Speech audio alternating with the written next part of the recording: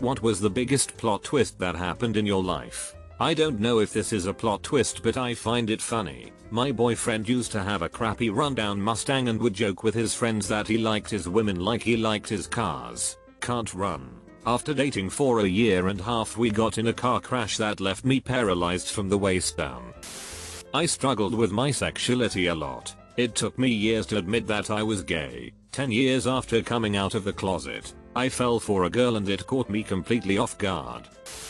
Wife was pregnant with our third and last planned child. We ended up in the ER as she was miscarrying. The nurse cried because the fetus was not viable, so there was nothing to be done.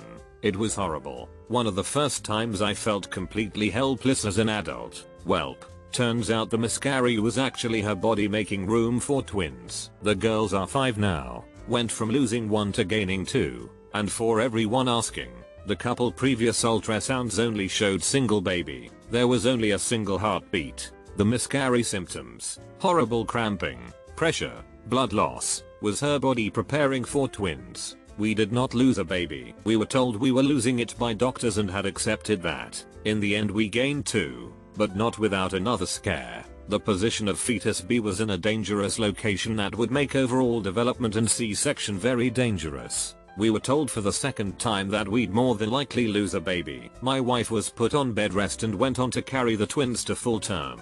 The unlikely twin is named Grace. P.S. Thanks for gold. Entered seminary planning to be a rabbi. 5 years later I'm an atheist, a teacher, and dating a Catholic. Whoops. When I was around 8 I was diagnosed with muscular dystrophy and some severe heart issues. Everyone kinda just assumed I would die any day after that. Well, come 8 years later I was still here and my doctors pretty much gave up on figuring out what is wrong with me, so my parents decided to get a second opinion. We went to Mayo Clinic and I was easily diagnosed with postural orthostatic tachycardia syndrome. Something that is easily treated through exercise. In my case, POTS varies a lot and can be much more difficult to fight for others. The opposite of what my doctors told me to do. After that I was just like, now I have to plan my future. Told this before and will again. I was a little goth girl in HS and secretly had a mad crush on an upperclassman that was a wrestler and did cross country. My cousin, who was Miss Socialite, also had a crush on him and hit on him constantly. He and I were complete opposites. We rode the same bus and I was pretty sure I was invisible to him. So one day his friends start picking on me. He gets up from the front of the bus, moves to where his buddies and I are, sits down next to me, throws his arm around me, and they stop. This pisses off my cousin as he and I become friends and he constantly ignores her advances. She later on goes on to have me expelled by saying I had a bomb and was going to blow up the school because she didn't like this or that. Her BF and I were close friends. This ruined every friendship I had, except the one with her crush. He and I remained friends even after he moved away and then closer friends when he moved back. Today he and I are going on 4 years together. We bought a house and car, had a daughter, and are working on plans to build our next and probably permanent home. 10 years later the bee is still greener than a Granny Smith apple. I was transferred to a division.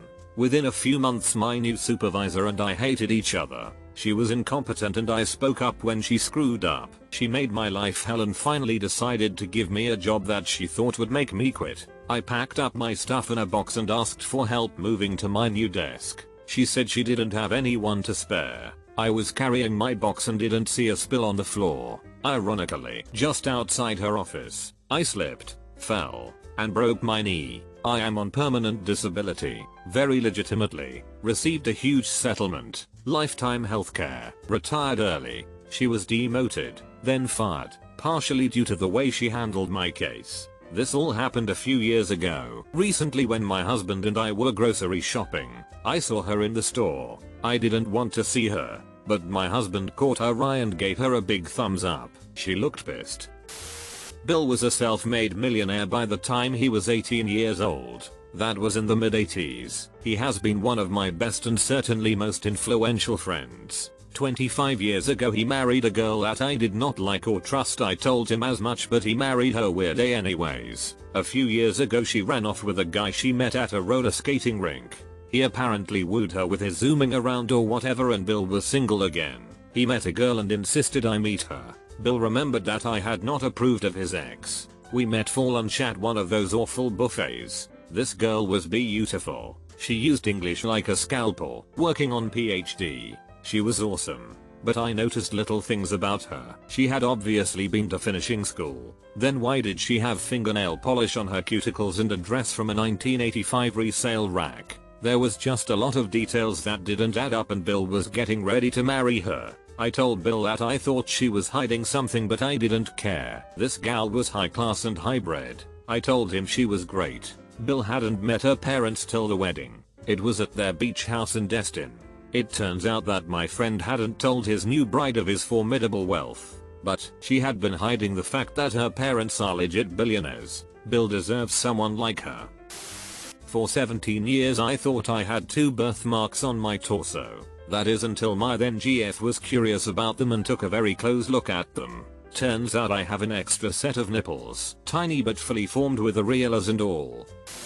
The past year has been one consistent plot twist. I enter my first year of college, wanting to connect with my grandmother more after my grandfather passed away when bam, she effing passes away from kidney failure. Try to take it and get my mind off of things by walking my dog more when bam, my dog passes away from leg carcinoma. I try to keep focused on my work and future and do well on my midterms in March when bam, my dad effing passes away from surgery complications. I tell myself to keep strong and go on with my second year of college. My dad's lifelong best friend promises to teach me how to grill the way my father used to when bam, he effing dies from a heart attack.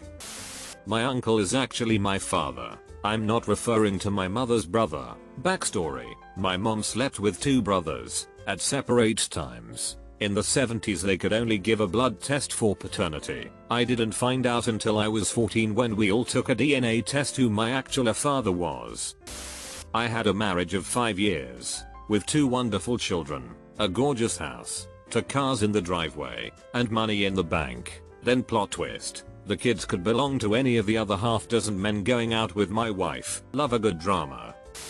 I injected heroin for years, but never shared needles. After I had quit, a woman I was with took a steep panel and gave me the worst news, that she had Hep B. My heart was broken for her and myself. For 2 months I was sure this was the case and that I'd be dealing with this for the foreseeable future. It then turned out that while she was a brilliant person, with English as her third language, she didn't realize that negative meant she was in the clear. When she told me, I almost had a breakdown.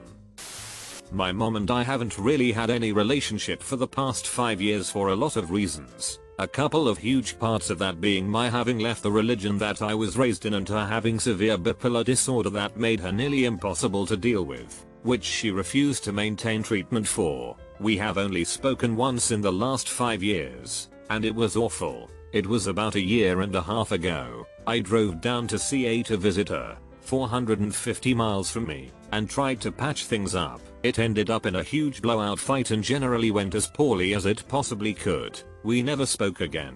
One morning in May of this year, my dad showed up at my door randomly. He and my mom had been divorced for many years, and said we needed to talk. The apartment building my mom was living in had been set on fire and she didn't make it out. I still can't believe how hard it hit me. It changed me, maybe forever. The worst part was about 3 weeks ago when I was trying to remember the password to an old PayPal account. I had to have it reset and it was sent to an old email address that I haven't used in years. When I logged in, I found an email from her, sent just shortly before she died, apologizing and trying to reconnect and make amends. We had been out of contact for so long it was the last email address she had for me, but since I hadn't been using it for years I didn't get her message until months after her death. I was pursuing this woman that I worked with and she was playing along and flirting back with me. She would often just gaze at me and hold eye contact with me in a very seductive way. I was totally hooked on her until this one day, she confessed to me that she was married to a woman, had 2 cats, adopted them at different times, and they were the same age or close to. They both got sick and had to be taken to the vet. He took blood tests on both of them, said he noticed similarities and then ran them against each other. I don't understand what exactly he did, but it revealed that they were related. Yep, like brother sister. They were adopted years apart, one as a kitten and one at 2 years old. Barely look alike either. Honestly couldn't believe it. Parents split when I was little. Came out to my mum and stepdad when I was 13. Phoned my dad up when I was 16 because it was time I had to let him know. Dad, I've got something to tell you. Whatever it is, I love you. I'm gay. So am I. What? This is kind of mine.